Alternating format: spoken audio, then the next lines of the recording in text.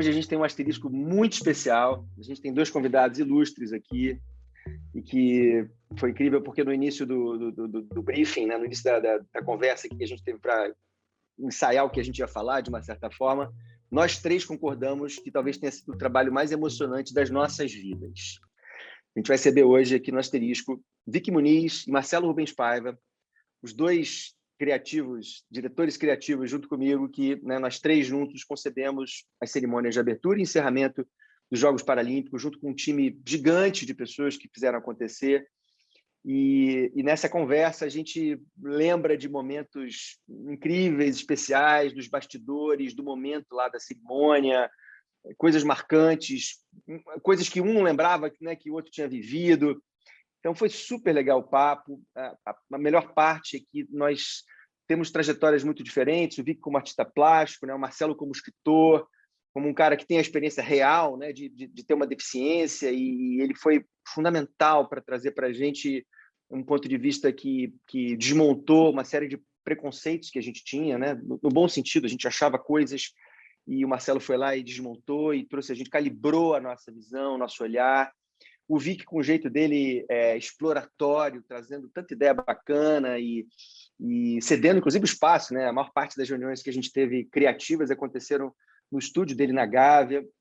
As viagens que a gente fez de pesquisa para Las Vegas, a gente fala um pouco disso tudo e relembra esse momento, né? E esse tempo que a gente trabalhou juntos. Foi 2 anos de convivência e 6 meses de convivência intensa no Maracanã, com, né, assim, até o momento lá do evento, do dia, assim, o ensaio que deu completamente errado 4 dias antes.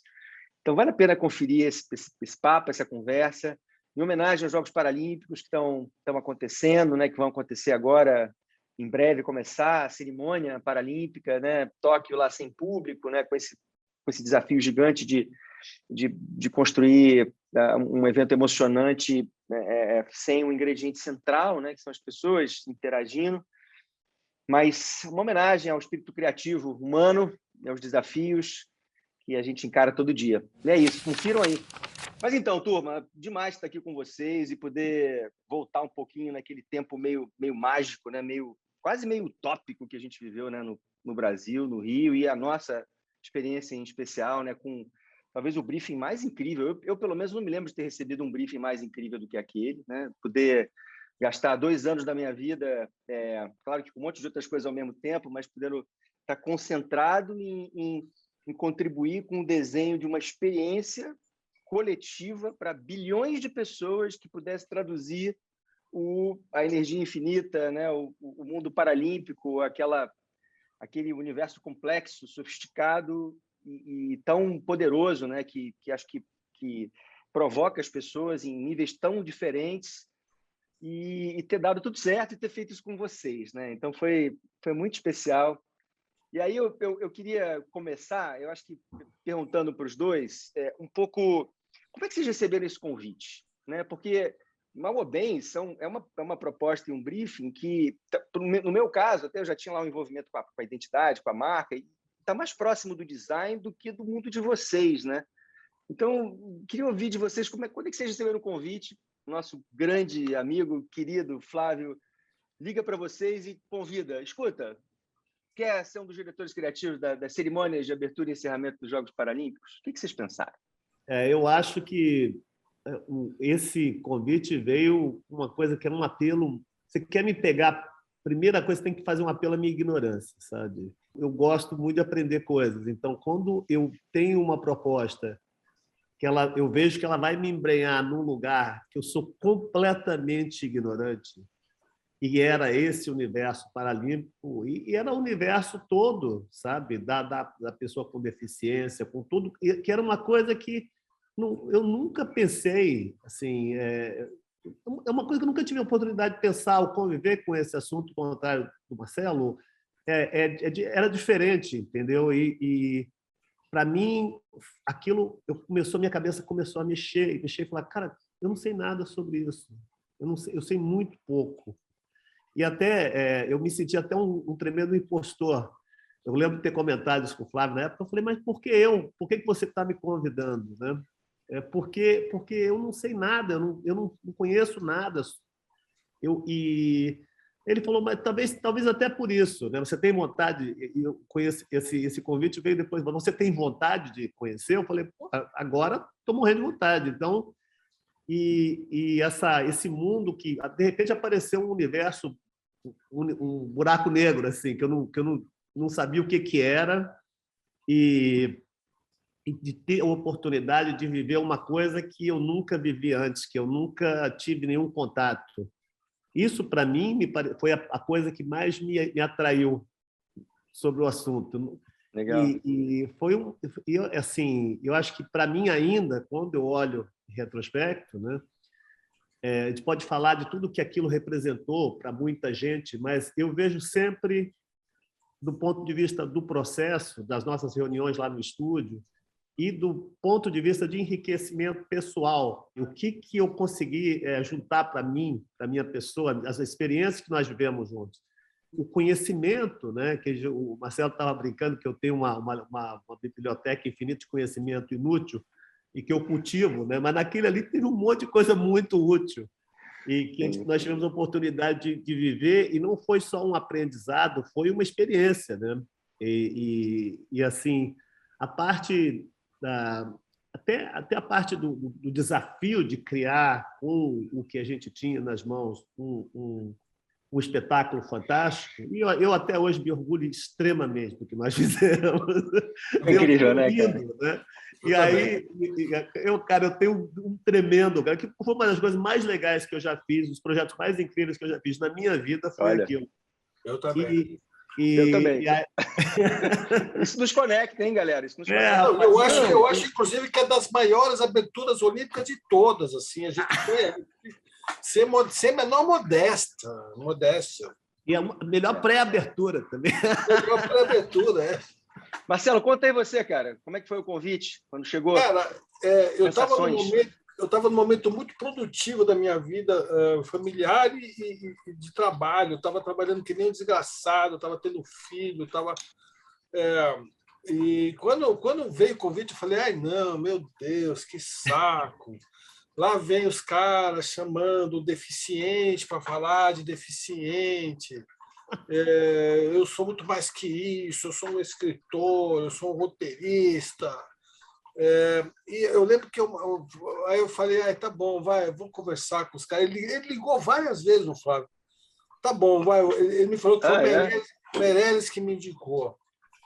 Aí eu falei, eu e o Meirelles começamos juntos, né? A gente trabalhou juntos no nosso primeiro trabalho. Tenho um carinho muito grande por ele, acho ele um gênio. E aí eu falei, tá bom, vamos ver isso daí. Eu já tinha assistido a uma Paralimpíada da Grécia como jornalista e tinha adorado, sou do movimento dos deficientes, conheço eles, conheço todo mundo, mas não estava com muita vontade, não. E eu marquei uma reunião no Botequim. Olha. O Flávio, aquele cara todo sofisticado, da nobreza carioca, né? Marquei uma reunião assim, num pé sujo aqui, com mosca, cafezinho de filtro, com açúcar. Quando ele me falou, foi igual o Vic. Eu falei, caralho, mas isso é muito legal, isso é genial. O terceiro espetáculo mais visto na televisão, e eu sou homem de televisão, me formei em rádio e televisão. O primeiro é a abertura olímpica, o segundo é a Copa do Mundo, não lembro se é a final ou a abertura. E o terceiro espetáculo mais assistido pelas televisões de maior audiência é a abertura paralímpica. Isso aí. Quando ele me falou isso, e que, na verdade, a gente não ia ter nenhuma relação com políticos, a gente ia ser contratado pela OBS, né? É uma coisa paralela a toda aquela polêmica de obras, aquele debate que estava tendo. A gente ia estar à margem disso, com um time. Aí ele falou o nome de vocês dois, eu falei, uau! Aí falou uma coisa que vocês dois também nunca se esqueceram, que é assim, a gente vai fazer uma abertura melhor que a abertura olímpica. O que foi uma coisa que, para a gente ficou meio... a gente comprou esse desafio, né? Teremos os mesmos privilégios e os mesmos direitos, a verba um pouco menor, aliás, bastante menor, mas os mesmos privilégios, mesmo direito e muito menos dinheiro. Mas a gente vai trabalhar junto. E quando ele contou o time olímpico, que era o Meirelles, a Daniela Thomas, o Androuxa, que são grandes amigos, mais o Antônio Pinto, que é meu vizinho, o Beto Vilar, com quem eu estudei na escola. E quando ele contou, Débora Coker, que primeiro começou a trabalhar com a gente, depois foi para eles, e que a gente pegou um timaço de artistas brasileiros. E quando a gente olhava aquela quantidade de talento que tem no Brasil, na moda, na música, na dança, nas artes plásticas, no design, o Brasil é top, né? O Brasil é top nisso, né, Fred? Pô, você é um cara que, entendeu? Tá na lata da Coca-Cola, tá, né? O Vic não tem nem como Vic. Eu falei, nossa, então vai ser uma abertura incrível. E aí, na primeira reunião, que foi lá na casa, no estúdio do Vic, no estúdio do Vic, o estúdio B, né? Porque o Vic tem estúdio em tudo quanto é lugar do mundo. Pois é. Deu uma química. Ali eu falei, cara, quando eu olhei para o Vic, olhei para o Fred, olhei para o Flávio, quando a gente começou a conversar, eu falei, nossa, deu uma química. E aí foi isso que o Vic falou. 2 anos de entrega e de loucura. E a tal da cultura inútil, na verdade, foi o que nos moldou, né? Porque é cheio de cultura inútil ali, que são culturas inúteis sensacionais. Né? Toda a nossa abertura é de cultura inútil, se você pensar bem. Né? Mas é aquilo que representa uma das aberturas que eu considero uma das aberturas mais bonitas que já se fizeram. E eu acho que talvez a última grande abertura, porque agora vão ser aberturas mais econômicas, pelo visto, né? Sim, com certeza. A ideia dos Jogos Olímpicos ela deu uma mudada, né? Agora sem público. Em todos os sentidos. Sabe o que eu estava pensando, cara? Assim, eu estava vendo, em termos dos aspectos filosóficos, do que representa essa coisa do potencial físico do atleta, entendeu? Sim. Num momento em que a gente vê tudo pela tela do computador, a coisa de presencialidade, ela vira uma coisa meio ambígua. A ideia do corpo que se movimenta e vai para um outro lugar, ou que viaja, ou que faz coisas incríveis, que corre muito rápido, ou que joga um peso longe, ou que vira cambalhotas, né? Ela se transforma junto com essa visão do mundo que ela é baseada em conveniências tecnológicas. Eu acho que tem uma Olimpíada inteira chegando ao mundo inteiro, mas não tem ninguém vendo. Isso é uma coisa maluca. Eu imagino que para o atleta isso deve ter também um peso muito grande. E aí a coisa de você fazer essas proezas incríveis, a ideia de você... Que antigamente eu acho que como o corpo era uma coisa, era um instrumento mais presente, né? Você fabricava, manufaturava coisas, e você dependia mais dele, né? Agora parece que tudo está vindo dessa versão que está vivendo muito dentro das nossas próprias cabeças.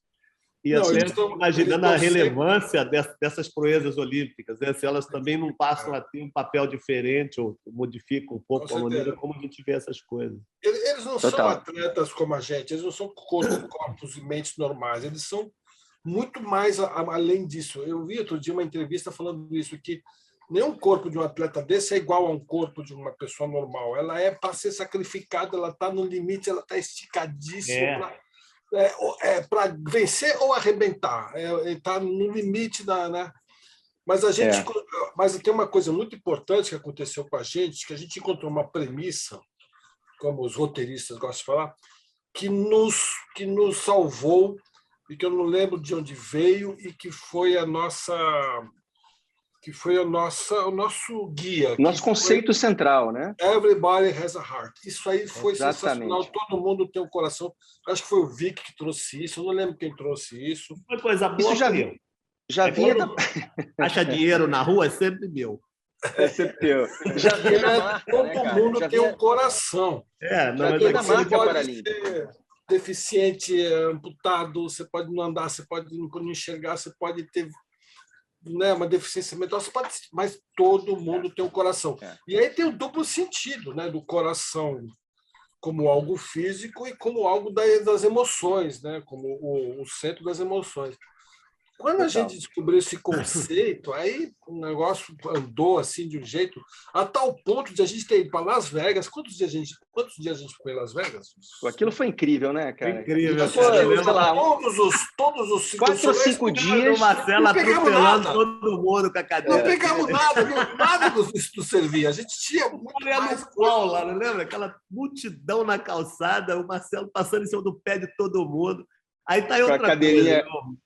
Muito tá aí bom. Outra coisa interessante, né? Se eu achava que eu não sabia nada sobre o universo paralímpico, o universo do deficiente, depois de conhecer o Marcelo e conviver, aí que eu descobri que eu não sabia nada mesmo.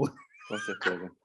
Com certeza. Porque o Marcelo, ele quebrava todos os clichês de deficiência. Em relação a essa história que a gente está falando aqui agora, eu me lembro um dia em que a gente veio com aquela história da palavra superação para o Marcelo. Então, superação, não sei o quê. Aí o Marcelo, superação, cara. Eu vivo a minha vida todo dia, não tem essa porra de superação. Eu estou aqui me ferrando todo dia, pegando ponte aérea, puta saco. Superação aqui. Isso foi muito bom, né, cara? Eu lembro. Um dia você chegou, Fred, e falou assim, cara, tive uma ideia, eu acabei de vir para cá de bike, e percebi que no pôr do sol os aplausos vão vindo na sequência, porque né, do Leblon a Ipanema, então vamos fazer. E virou um quadro. Inclusive na abertura, eu estava lá de solzinho, eu estava lá com aquela capinha branquinha, porque eu queria ver. Tem um quadro, que para quem não assistiu, que é A Praia, que além de ser uma representação brasileira incrível.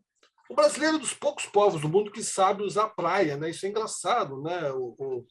Os europeus, eles vão à praia, mas eles não sabem usar, eles levam roupa, eles levam... A gente, né? A gente vai pelado. Vamos para a praia para ler. A gente vai pelado, todos os esportes possíveis e inimagináveis são praticados na praia. E hoje em dia, nós somos campeões de surf, né? Você viu como fomos proféticos ali. Tinha as ondas, né? As ondas de plástico, né? Foi muito legal. Aquele segmento da praia, que foi você que trouxe, Fred, que é lindo, que representava essa coisa carioca, alegria da praia democrática, e tinha o pôr do sol que se punha na arquibancada, né? E quem estava sentado naquele canto tinha que usar uma capinha branquinha. Ficava com verdade. Para ser tela, né? Para a gente poder projetar. Para poder projetar. E eu estava ali de capinha. Eu fiz questão de ir até lá correndo. Fiquei lá sentadinho, assim, todo mundo. Eu não lembrava disso, que você tinha ido para lá. Eu fiquei lá. Agora estou lembrado da tela. Eu ia em todo lugar. Eu ia para um lado, ia para o outro. Eu ia ver a mega rampa do lado da mega rampa. Eu corria com a minha cadeira de rodas, que nem condenado ali. Aquele cara chato, todo poderoso, né? Mas uma coisa que eu acho que, para mim, outra coisa que marca quando eu fico pensando em retrospecto é que, assim, para a maioria das pessoas, você imaginar, é fácil, o olímpico, né? Você está, sei lá, celebrando todas essas vitórias, essas conquistas humanas, que às vezes elas são por uma fração de segundo, mas você quebrou um recorde olímpico, o homem consegue correr em tal velocidade, saltar em tal altura, né? E é lógico, aquilo ali você só põe a coisa para cima, né? Mas quando você lida com o Paralímpico, você está lidando com uma impedância, pessoas que têm dificuldade de locomoção, tem uma série de coisas que... Como você cria um espetáculo que ele ao mesmo tempo, tem entretenimento, ele é divertido, ele é cheio de energia, né? E você ainda consegue colocar a profundidade e as ideias que estão por trás de uma pessoa que ela é portadora de alguma deficiência, né? Eu acho que a maneira como a gente conseguiu calibrar essas duas coisas, né? Que uma coisa pode ser extremamente positiva, mas a outra coisa tem uma questão de consciência que às vezes não combina com o entretenimento. Então, na narrativa, a gente teve que combinar essas coisas de uma maneira para não vulgarizar uma coisa ou fazer uma coisa parecer leviana ao mesmo tempo. Um equilíbrio fino, né? Cara, eu acho que isso é uma das coisas assim, que outro dia eu vi de novo a abertura. E aí eu falei, cara, sabe que uma coisa bacana que a gente conseguiu? E aí eu acho que o Marcelo foi assim fundamental, sabe, para colocar assim, a gente nunca ia ter conseguido fazer isso sem o Marcelo, porque ele sabia exatamente o tom da coisa, como que era, como que não era, o que ia ficar errado, o que ia ficar certo. Hoje tem toda essa discussão que vai de gênero, a raça, né? O que dizer, como dizer. Mas, assim, quando a gente estava fazendo, a gente estava lidando com uma expressão quase... era o extremo do que a gente pode fazer. Podia dar muito errado. Né? Sim. Porque, de novo, eu sou ignorante, mas assim, eu acho que era legal uma coisa que me impressionou muito, muito mesmo, vendo de novo depois de anos, né? Como ficou legal as duas coisas, a coisa do entretenimento, porque era divertido aquele cara pulando naquela mega rampa com fogo. Não, total. Explosão, no praia.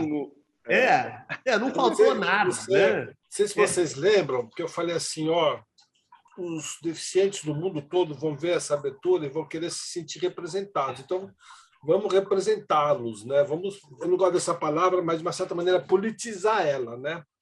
E a gente então, assim, foi colocando, mostrando assim, peraí, vocês acham que a gente é deficiente, que a gente é coitadinho?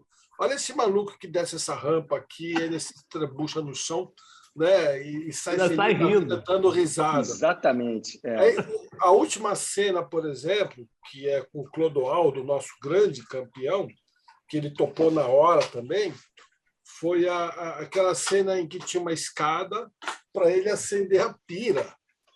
Aquilo é lembra disso? E eu falava aquilo assim, eu martelei para ter aquilo. Não, e a escada vira uma rampa. Só que, no momento, caiu um toró, não sei se vocês lembram disso. Claro que eu lembro.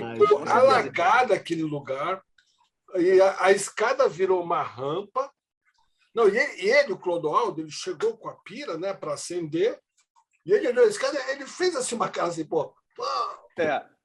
a gente pediu para que ele fizesse. Ele atuou, ele entendeu. Ele atuou. Eu queria lembrar um momento aqui, eu não sei se para vocês, mas eu me lembro que a gente comentou na hora, porque além do Everybody Has a Heart, que era o nosso mote central, né, essa ideia do que nos conecta e não o que nos diferencia, a gente complementava essa visão e esse conceito central com a ideia de que o coração não conhece limites. Né? Que essa coisa, quando você quer uma parada, independente das limitações que o teu corpo tem, que os teus sentidos têm, cara, você faz. E aí teve aquele momento do revezamento, na chegada da tocha, que aquela senhorinha leva aquele tombo. Vocês lembram disso, gente? Isso daí, olha, cara, sabe que deu raiva, cara, sabe por quê? A gente trabalhou 2 anos tentando fazer um espetáculo, a coisa mais incrível e o momento mais incrível de toda a cerimônia, a gente não fez. Quem fez foi ela. Não, exatamente. Eu estava com a ponta aqui, e eu lembro do cara em inglês falando na ponta, falando assim, porque na hora que eu botei o negócio do quebra-cabeça, eu fiquei com aquilo no ouvido. E eu escutava todas as instruções. E ele falando assim, isso eu não esqueço. É o cara falando assim, não ajuda ela. Pois é. Não ajuda ela. Ele falou 6 vezes. Nossa, ela se levantando devagar. Cara, o Maracanã ficou sem ar. Agora, quando ela levantou e pegou a tocha, o Maracanã... Olha, eu estou arrepiado, cara. Eu arrepio toda vez que eu lembro. Assim, mas ninguém vai ajudar ela! Mas ninguém vai ajudar ela! Depois eu falei, não é melhor ninguém ajudar ela. Ficou aquela velhinha sozinha, em foco, caída no chão com a o Maracanã inteiro olhando ela, cara. Foi maravilhoso aquilo, cara. Mas se perguntando... E a melhor representação de que o coração não conhece limite aconteceu ali, no lugar que a gente não planejou. Não estava desenhado. Mas, de uma certa maneira, a gente criou a atmosfera para que aquilo acontecesse. A gente participou. Onde eu estava, Fred, eu não olhei, não tinha uma pessoa com o olho seco. Era todo mundo chorando, cara. Era uma coisa, aquilo ali, e aquilo não teve no Olímpico, aquilo não teve em lugar nenhum. Aquilo foi uma coisa linda, linda. Mas que a gente fez um lugar para aquilo acontecer, né? Exato. Aquilo foi demais. Foi o melhor momento para mim. Eu também. Para mim não fizemos. Você sabe que eu encontrei com ela? Eu encontrei com ela num evento paralímpico que eu fui depois lá e tal, com o Andrew Parsons. Vocês lembram dele? Que hoje ele é o presidente do Comitê Paralímpico Internacional. E eu encontrei com ela, cara. Tem as fotos, dei um abraço nela, assim, a gente falou. Foi muito incrível, né? Porque ela foi muito valente. Ela foi incrível, porque ela não pediu ajuda, ela não olhou e fez assim, por favor... Ela falou, tem que fazer isso aí. Vou ter que terminar esse negócio. Também.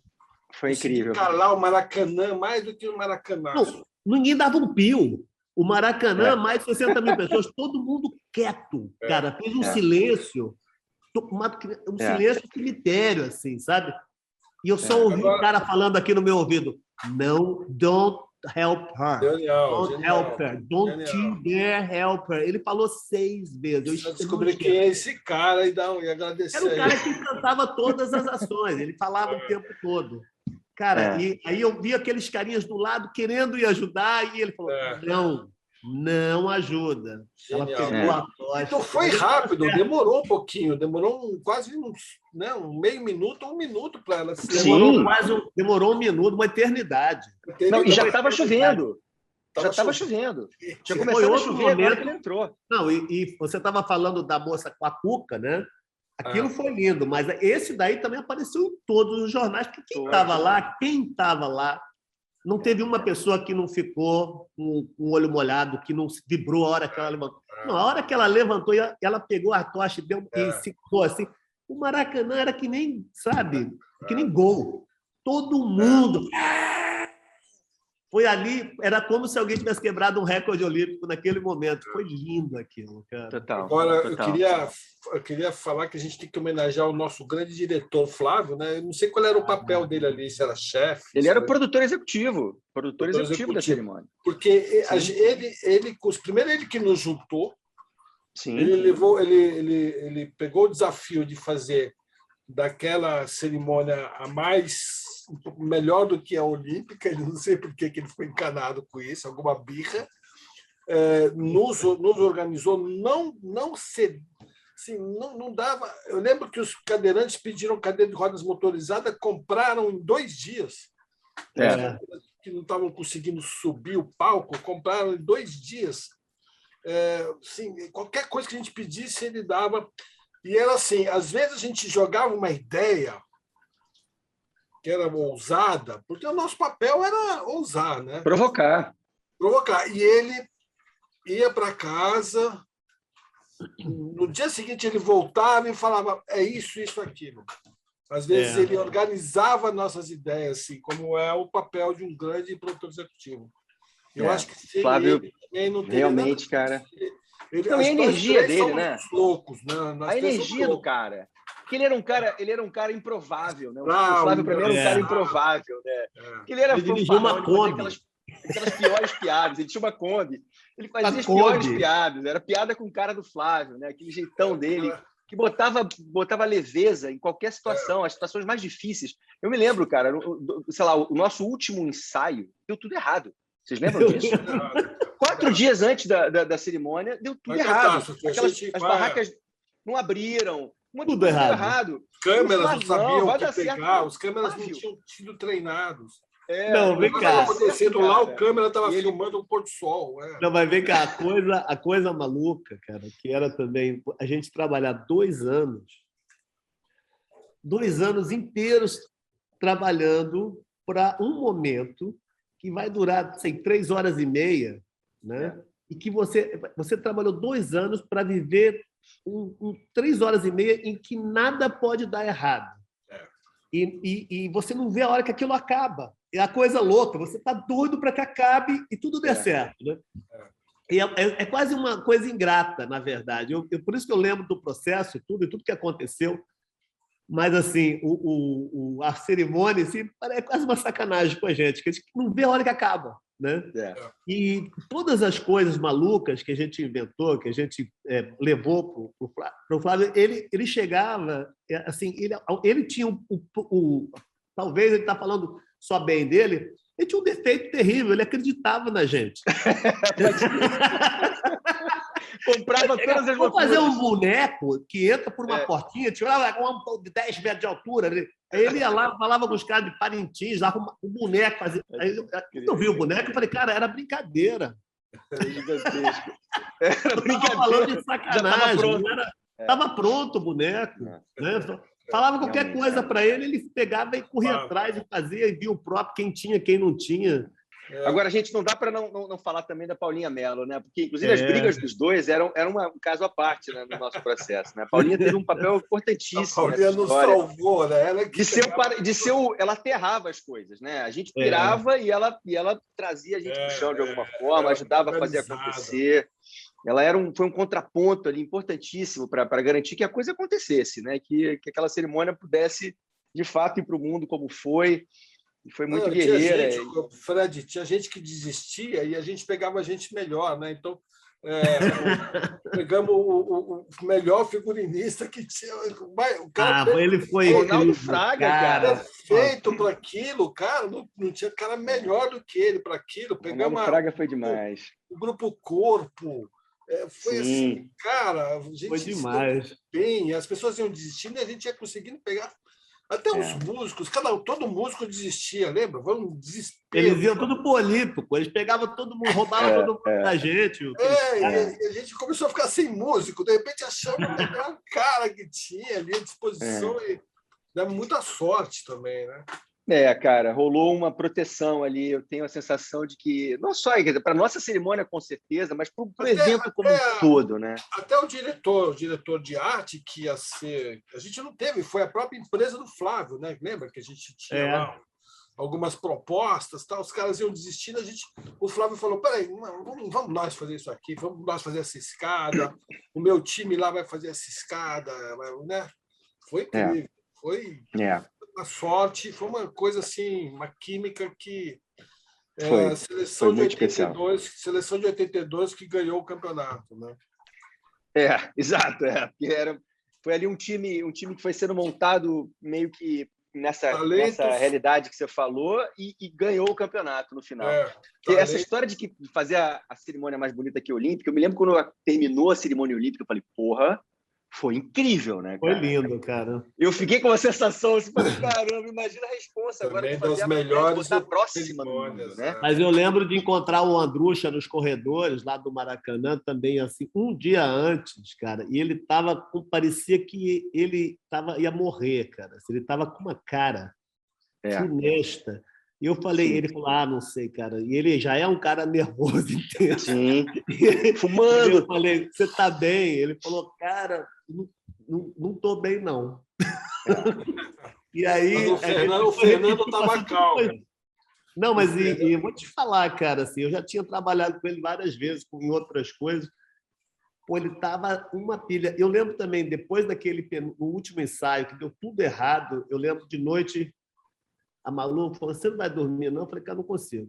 Não consigo porque, ou a gente vai fazer uma coisa que vai ser uma coisa muito linda, ou vai ser o maior mico que eu já paguei na minha vida. Exatamente, eu pensei a mesma coisa. O mundo inteiro vai estar olhando isso.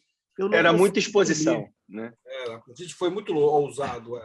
Mas uma coisa, olha, eu vou te falar. Mas o Fernando estava calmo. Eu lembro Tava. Ele falou ensaio é para dar errado, ele falou isso. E quando a gente deu tudo errado também, eu liguei para ele, eu falei, nossa, Fernando, a gente está ferrado, deu tudo errado. Ele falou, calma, ensaio é para dar errado, chega na hora da tudo. Tem uma mágica que vai dar tudo certo. Né? Tá bom. Deu tudo certo. Eu me lembro da Alice, do teatro. Com aquela história da barraca que não abria, não sei se vocês lembram disso, que um dia antes da cerimônia, a Alice foi lá para baixo e ela, né, pequenininha, ficou ensinando as pessoas a abrirem as barracas, né? As pessoas machucavam a mão, porque a gente tinha desenhado aquela barraca complexa, né? Uma barraca que virava um pop-up de uma floresta, aquela coisa doida. E ela lá ensinando pessoa por pessoa, assim, teve esses momentos assim de o coração não conhece limite, né? O nosso próprio time. Agora, vocês também aprontaram comigo de me fazer levar aquela peça lá, cara. Aquilo foi incrível. Foi incrível aquele momento. O Maracanã virando o coração, né? Não, você que tem que levar. Cara, mas foi incrível aquele macacãozinho, igual da turma que estava fazendo. E o aquecimento, que o palhaço que ia aquecer deu para trás, em cima da hora, aí eu tive que entrar Fernanda Lima. Pode crer, você entrou no palco. Que genial, cara. Eu falei, deixa que eu faço esse negócio aqui. Eu faço esse negócio aqui. Eu peguei o microfone, eu e a Fernanda Lima. Para um lado e para o outro. Você é a Fernanda Lima. Foi demais. Mas eu vou te falar, cara, bom. aquele momento que eu contava, o mesmo cara falava, né? Você tem 11 passos. E ele falava, e ele contava, 11, 10, anda devagar, né? Ele contava e eu ia andando. Porque a hora que eu botasse aquela peça, que ela entrasse, ia fazer aquele barulho. Ia dar um silêncio, ia fazer... Pode crer. Um encaixe. Cara, aí eu andei bem, eu fui andando devagar, assim, né? E eu via o coração assim por trás. Eu não podia olhar para trás, que nem em filme de ação que o cara explode o prédio e não pode olhar para trás, né? Aí o cara que eu via e começou assim perto do meu pé, assim. Aí quando eu saí e eu vi e aquilo, o clímax daquilo foi aqueles fogos, cara. Eu tremia, cara. O Maracanã inteiro, cara. Não imagina se eu tropeço, se eu caio, se eu faço. Eu falei. Não, e o Maracanã inteiro batendo palma. Vocês lembram disso? O Maracanã inteiro virou um coração. Tá. As luzes, as pessoas batendo palma. Aquilo foi, uma catarse, cara. Eu acho que o tema, sei lá o que foi, assim, essa proteção divina, a energia do Flávio, assim, alguma coisa aconteceu que a gente conseguiu concentrar uma quantidade de energia ali. Mas o tema era emocionante. A gente encontrava aquelas... Tinha um menininho, você lembra? Aquele menininho que tinha um skate elétrico, que não tinha pernas, que ele ia descer uma das pranchas, das ondas de plástico. As ondas de plástico, Aquele menininho, eu ficava apostando corrida com aquele menininho lá embaixo. Tinha o próprio menino da mega rampa, tinha a menina que não tinha perna, essa deficiente visual. As pessoas também nos levaram a esse, né? Com certeza. A esse emocional, porque é muito emocionante e é uma coisa que eu aprendi desde o primeiro dia que eu fui a uma clínica de reabilitação, que eu falei, cara, everybody has a heart, as pessoas estão ferradas aqui, mas elas estão querendo viver, né? Elas estão querendo se apaixonar, querendo trabalhar, as mesmas coisas que todas as pessoas querem, né? E eu acho que a gente tinha ali uma emoção que foi nos construída pelas próprias pessoas que vivem esse universo paralímpico, assim, que são pessoas especiais mesmo, né? Você estava lá embaixo, eu fiquei lá na parte de baixo logo depois do coração batendo, né? E aí eu tive a oportunidade, eu andei em volta, deu volta inteira, na frente, já que eu estava ali, né, que precisava de crachá para tudo, como eu estava ali e ninguém perguntou nada, eu dei a volta inteira na frente das delegações que ficavam já onde é a grama ali, né? Que a gente lembra que a gente teve que reduzir para poder caber todo mundo e ter acesso, que era uma coisa muito importante. Sim. E aí eu vi o segmento, os dois segmentos seguintes, eu vi de lá de baixo junto com os atletas. E uma coisa também que eu achei muito legal é que, para o pessoal que estava assistindo aqui pela televisão, ficou muito bonito que eu vi de novo, e para o pessoal que estava vendo isso da plateia, que não necessariamente eram pessoas que eram portadores de deficiência ou eram atletas, era uma coisa, mas para os atletas também, cara, eu vi uma vibração tão legal. Mas cara, isso, Vic, foi alguém lindo, que nos falou. Cara, eles estavam com um sorriso e com uma cara, assim, sabe, achando aquilo lindo. E eles não tinham, talvez, a perspectiva mais privilegiada por uma questão de acesso. Eles estavam paralelos ao que estava acontecendo. Sim. Eles estavam vendo. A gente conseguiu negociar isso, abaixando o palco um pouquinho.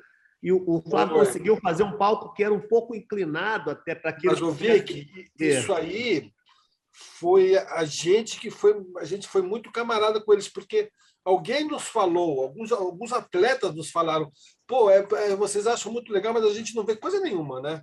E alguém falou, vamos fazer esses caras assistirem também, né? Lembra? Rolou esse debate.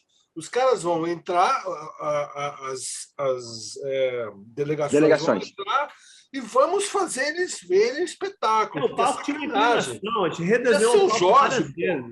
Tinha ser o Jorge, era um show, entendeu? Então, Porque os atletas, eu lembro que quando a gente conversou com alguns deles, eles falavam, olha, esse negócio para a gente é sempre uma chato pra dificuldade. A gente tem que caramba, vir aqui e é hora de ir embora. Né? Isso ficou na minha cabeça, porque, por exemplo, um atleta um corredor cego, por exemplo, né? Ele está ali, ele não está vendo nada. Né? E eu lembro que quando nós fizemos, acho que o Fred tinha muito essa preocupação, até quando ele fez a marca e tudo, que fosse uma coisa que ela fosse... ela tivesse outra dimensão além da visual. Multissensorial, né? multissensorial. E é óbvio que... multissensorial. Então, a música, a vibração, o coração, essas coisas todas tinham um lugar para acontecer, até para deficientes visuais, a gente pensou nisso. E a coisa de colocar a pessoa dentro do universo do deficiente também foi muito legal, aquela hora que apaga tudo, né? A gente falou, vamos apagar tudo, e aí o pessoal vai falar de novo. Apagão. Deu problema. Os brasileiros, foi muito bom. Aqueles brasileiros mané. Apagaram a light. Foi muito bom. Não, e a outra coisa em relação aos atletas, cara, deu pau. De todos os atletas no quebra-cabeça. A ideia de que a festa é para os atletas, né? Tudo aquilo que está acontecendo, na verdade, é para os atletas, cara. Eles são as estrelas da história. E a gente usou os rostos de todos os atletas, de todas as delegações, para fazer o quebra-cabeça. Esse foi o teu trabalho, aquele teu trabalho específico, né? Que foi lindo, né? O grande mosaico. Todo mundo era estrela, todo mundo era estrela, ninguém era coadjuvante ali. Tem muito detalhe, né, cara? Os atletas. Muitos detalhes. Você vai falando, você vai lembrando dos detalhes. Esse negócio muita coisa. É muito rico. Pena que foi curta temporada, né? Exato. Uma vez só, né, cara? É uma coisa louca isso. E né? que chama a gente para outra, né? Segunda chance. Eu não vejo a hora de ver a de Tóquio para poder falar mal. Aliás, nem se compara, né? Não, mas vem cá, cara. A coisa também que a gente faz eu lembro de fazer. Tudo que a gente fazia, estava pensando, é aquela ideia que você tem várias perspectivas, né? Tem como o cara joga a bola na Copa do Cara. A bola tem que ser vista pela mão, na distância do pé e lá de cima da arquibancada e pela televisão, né? Tudo tinha esse aspecto de como você está enxergando essas coisas, né? E eu estava pensando nisso, né? Que a gente tinha que ter uma perspectiva que fosse para a televisão e outra para o público. Se não tivesse empatia dos presentes, né? O espetáculo em si não ia ganhar a força, a energia Total. que você precisa para fazer aquilo vibrar e ficar legal. E aí, cara, realmente é uma pena, né? Você não ter, com a pandemia, você não ter a possibilidade de público, porque isso empobrece assim, enormemente a possibilidade de um espetáculo. Né? Muito. O Abel falava isso, né? O Abel também foi outro cara fundamental, obviamente, no processo. Ele dizia, cara, a gente está fazendo um espetáculo para o mundo, sei lá, são bilhões de pessoas que vão assistir, mas se essas 50 mil pessoas que estão aqui não estiverem vibrando, o mundo perde, porque, de uma certa maneira, o evento, o espetáculo, ele depende dessa energia das pessoas. O mundo tá e aí é doido, né? Também, né? A gente estava no Maracanã, templo do esporte, né? 2 vezes final e abertura de Copa do Mundo de futebol, quer dizer, talvez um dos estádios mais famosos, ícones do mundo, né? Então a gente também a gente sabia que a gente estava num lugar especial, né? Não era mágico. E o Wembley, Maracanã, você pode contar nos dedos, né? Os estádios que têm essa magia, né? Com certeza. E aí, agora, se imaginar, né? As cerimônias, mas também as próprias provas, né? Ontem eu estava vendo lá a Olimpíada de noite e tal. Você vê um jogo de tênis sem plateia, né? O jogo de tênis tem aquela coisa da galera aplaudir e aí ficar em silêncio na hora. O jogo de tênis com 3 pessoas batendo palma, assim, é meio surreal, né? Assim, parece que perdeu ali. Ginástica olímpica também. Ginástica olímpica. As pessoas fazendo assim. Tudo, né? Os atletas fazendo assim para saltar e não tinha ninguém fazendo assim também. Exatamente. Atletismo, né? Você depende da experiência física dos outros vendo aquilo acontecer, né? É meio. Agora, olha só, apesar de tudo, está rolando. Eu estou assistindo assim. Eu também estou assistindo. Eu fiquei cético. Hoje teve as meninas, vocês viram as meninas da vela? Fiquei assistindo incrível, na hora, incrível. Assim, fiquei emocionado, assim, torcendo, você torce, vai. Mas é muito doido isso, né, gente? Esse poder que o esporte tem de inspirar, né? Mas agora eu acho que a gente está vivendo uma coisa meio... Eu tenho pensado nisso, essa história da desistência da Simone Biles lá também foi, acho que, emblemática, né? A maior estrela dos jogos joga a toalha e diz que, na verdade... Coração, né, cara? Exatamente. Isso que eu queria, assim, a gente tem que acabar aqui, senão a gente vai ficar falando aqui a vida inteira e dá vontade. Mas eu acho que esse é um ponto importante, né? Eu sinto que existe nesses jogos um questionamento talvez mais profundo sobre um pouco aquilo que o Vic falou no início, né? Sobre essa coisa desse corpo que é maltratado, né? Dessas pessoas que são, às vezes, jovens de 14, 15 anos, né? Ali competindo, que estão desde os 6 anos treinando igual uns loucos, né? Assim, fazendo mais do que o corpo tem capacidade de entregar. E isso era um lugar que a gente, né, estava ali fazendo assim, né? Por essa performance. E acho que o mundo hoje, por tudo que a gente viveu com a pandemia e acho que essa síndrome, né, radical que acabou impactando a cabeça das pessoas, né? Hoje a gente tem aí a questão da saúde mental como ganhou uma dimensão ainda maior do que já era, né? Por conta do que a gente está vivendo coletivamente como humanidade. Eu fiquei na dúvida se o espírito olímpico, se os Jogos Olímpicos e Paralímpicos vão sair do mesmo jeito. Eu acho que não, sabe? Eu acho que a gente está questionando vale a pena? Será que vale a pena ir até esse lugar de exaurir um corpo, né, e uma cabeça em nome daquele show, daquele limite? É claro que tem um lado positivo de inspiração, né? O ser humano tem essa coisa de querer sempre, né, essa ambição de estar sempre indo mais longe, né? Tem essa coisa que nos move, agora saindo do planeta. Mas o que vocês acham disso? Assim, sabe? A opinião de vocês assim, em relação a esse questionamento que eu sinto que está rolando aí, planetário. Eu acho que é o seguinte: as Olimpíadas elas são desenhadas para definir limites, né? O redefinir em cada edição quais são os limites do corpo humano, né? E nisso você vai encontrar aspectos que eles extravasam qualquer consciência ética possível. Como você mesmo mencionou, você vai ter crianças, né, que são submetidas a treinamentos que não são... ninguém pode dizer que aquilo faz bem para a saúde mental. Né? E você vai ter esse tipo de coisa e, ao mesmo tempo, exatamente, você fala a que custo a pessoa chega com esse potencial de conseguir realizar essas proezas físicas que ninguém consegue fazer, né? O que vem com isso, né?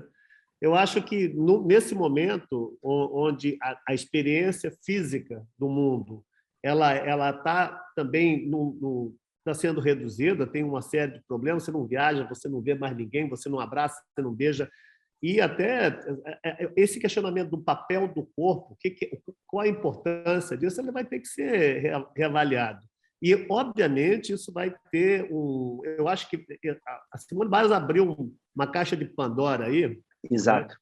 Que eu acho que, em algum momento, eu fiquei até pensando, ela podia ter desistido um pouco antes e dado lugar para uma outra moça que treinou provavelmente tanto quanto ela, né, que gostaria de estar ali também, mas, ao mesmo tempo, eu acho que é interessante o fato dela ter colocado isso em pauta, dela fazer isso porque ela podia fazer, né? Com certeza. Eu acho que isso vai impactar de uma certa maneira. Lembra? Tem uma coisa meio parecida. Você vê em Fórmula 1, né? Porque quando você vê, por exemplo, uma propaganda de um Grand Prix, você já percebeu que só tem carro batendo? Né? Você só vê o carro tendo acidente, capotando. É que as pessoas vão para ver ação, né? E não vão para ver o carro andando com segurança, bonitinho. Né? Eles querem ter uma memória de alguma coisa extraordinária que aconteceu. E, na verdade, isso é coisa ruim, né? Porque as pessoas morrem, se queimam, acontecem coisas horríveis. Mas as pessoas querem aquilo que não é para acontecer, aquilo que é a mais, o que é além do limite, né? Eu acho que aí na Fórmula 1 mesmo começou a se estabelecer um monte de regras, né, de segurança que diminuíram a velocidade dos carros. Né? Ela não e fez com que o espetáculo da Fórmula 1 não fosse tão excitante, tão cheio de evento, tão cheio de drama, como mas o pessoal, assim, eu acho que a gente tem esse coliseu, né, dos gladiadores, as pessoas desse espetáculo de vida e morte, né, que a gente às vezes espera do esporte, vai ter que ser reavaliado, vai ter que ser repensado até nessas dinâmicas sutis que fazem com que um atleta desenvolva ao nível olímpico, né? Isso a gente vai ter que parar uma hora e rever essa máquina e ver quais são, porque a saúde mental é uma coisa realmente, a gente fez uma Olimpíada inteira, uma Paralimpíada, né, lidando com problemas pessoais que as pessoas, cada pessoa tem o seu ali, cada pessoa tem um problema, uma coisa que impede ela de ser um atleta olímpico, por isso que ela é um atleta paralímpico, né? Uhum. E a gente pouco lidou com a ideia de saúde mental, né? Sim. Porque talvez no paralímpico o próprio esporte era um instrumento de sanidade que dava referência, que dava uma maneira para a pessoa pensar e se colocar no mundo, né? Tinha um aspecto terapêutico, né? Mas no universo aí é muito legal que ele está falando isso, porque eu estou sempre tentando entender as diferenças entre o paralímpico e o olímpico. Lembra que a gente falava, eles competem frações de segundo, o paralímpico é pela vida inteira, né? Então, eu acho que você isso falou é uma muito coisa interessante, legal. cara. No Paralímpico, o esporte tinha uma dimensão terapêutica. No Olímpico, ele era quase um agente de pressão. Aquilo ali era o que mais atrapalhava. Mas Total. O corpo dói, o corpo sofre, mas o espírito ali só tem aquele foco, né? Daquela fração de segundo, aquele negócio, ele tem que esquecer todo o resto, naquele momento, pelo menos.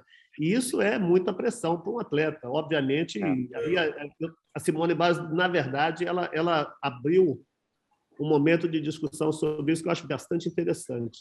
Eu lembro que você falava uma coisa muito bonita em relação ao esporte paralímpico, que você falava assim: a gente torce para quem ganha, mas também a gente está torcendo para quem não está ganhando.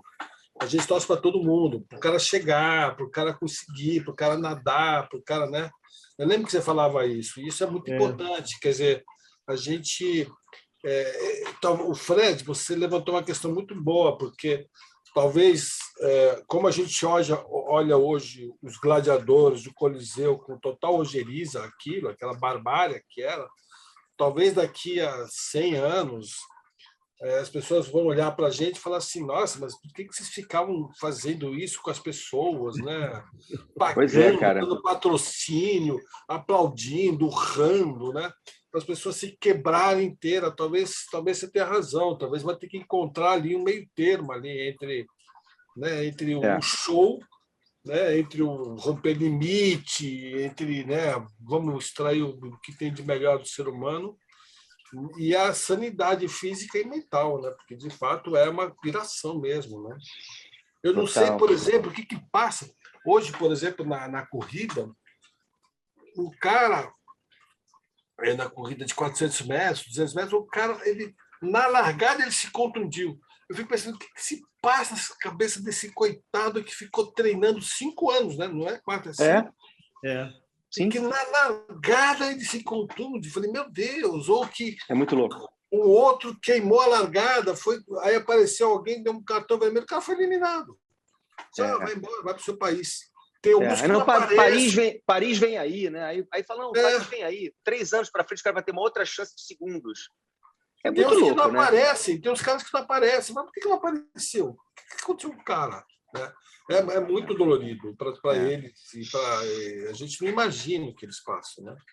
Não, tem gente que esquece que aquilo ali, que são alguns momentos que estão na televisão, aquilo é uma fonte de entretenimento temporário para nós, mas aquilo é a vida de várias daquelas pessoas. A maioria daquelas pessoas. De familiares. Uma cena terrível, que era ela chama Maria Portela, a judoca, né? Que ela vai contra uma rival russa para as quartas de final. Era uma eliminatória já.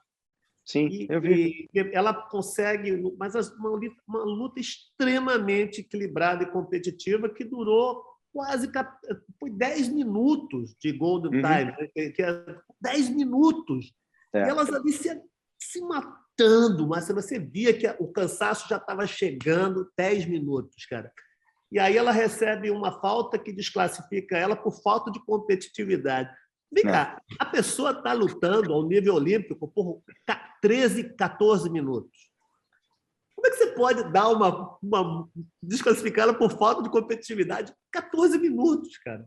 Rolou uma polêmica. Ela chorou, né? Rolou uma polêmica. Ela chorou. E aquele choro dela, cara, assim... E eu falei, cara... E aí, no que ela chorou, ela foi entrevistada e ela falou chorando. E ela nunca falou de nenhuma injustiça. Ela nunca falou que aquilo não estava certo. Ela falou que eu fiz tudo o que eu podia e não foi o suficiente. Aquilo me cortou o coração, cara. Porque realmente. Ela entende que essas coisas acontecem e, assim, aquilo é um espírito... Isso aí que eu falo, aquilo que eu falava do Paralímpico, né? No caso dela era a mesma coisa. Ela tinha uma capacidade moral de estar naquele lugar ali, tendo sofrido, obviamente, uma injustiça, até para quem não entende nada de judô, todo mundo comentou isso, até a russa, que na hora que foi abraçar, ela deu um abraço nela. Ela não queria ter ganhado aquela luta daquela forma. Ela queria ter ganhado, ela queria ter derrubado, quebrado o pescoço dela ali, mas não daquele jeito, né? A russa sentiu mal. Sabe? Tem muita coisa questionável, né? Cara, sabe? Ela ganhou. Mas olha, turma, foi bom demais, cara, essa conversa. Espero que a gente em breve possa tomar uma juntos falando disso, lembrando. Uma coisa que eu queria só falar aqui para encerrar é a quantidade de pessoas que participaram desse mega evento que a gente pôde, né, dirigir. A gente estava numa posição muito privilegiada ali, né, de ficar tendo as ideias malucas, chegando lá e um monte de gente viabilizando aquilo. Então, sei lá, centenas de pessoas que fizeram o show acontecer, que tem tanta importância quanto. Brasileiros, gringos também. Brasileiros e brasileiras. Não, gente do mundo todo. Tinha gente do mundo todo. A gente dando ordem em todo mundo ali. Ó. Cara, a gente mandando ali. A gente era legal, né? A gente ficava ali junto, ficava pensando... A gente é legal, mas se vir um gringo encher o saco, a gente, caramba, é gringo. Não, os gringos todos daquele rigor deles, né? E a gente não, calma, a gente vai dar um jeito, a gente vai improvisar, né? Esse é o lugar do brasileiro. Mas, foi uma... Não, nossas ideias, eles foram nossos parceiros, de fato. Foram, cara. E olha, vem cá, agora...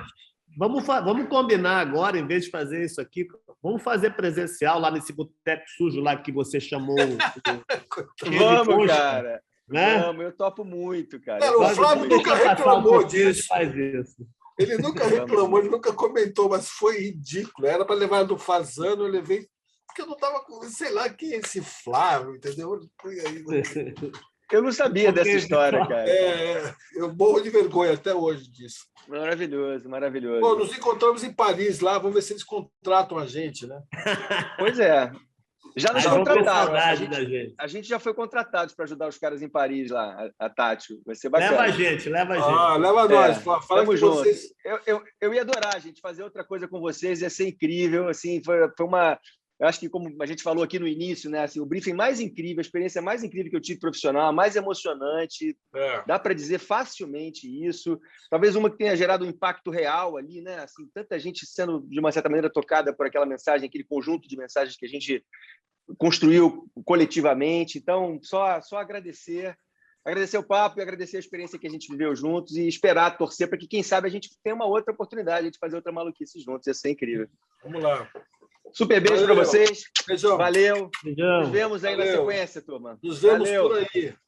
Tchau, valeu, obrigado. Beijo para vocês. Até.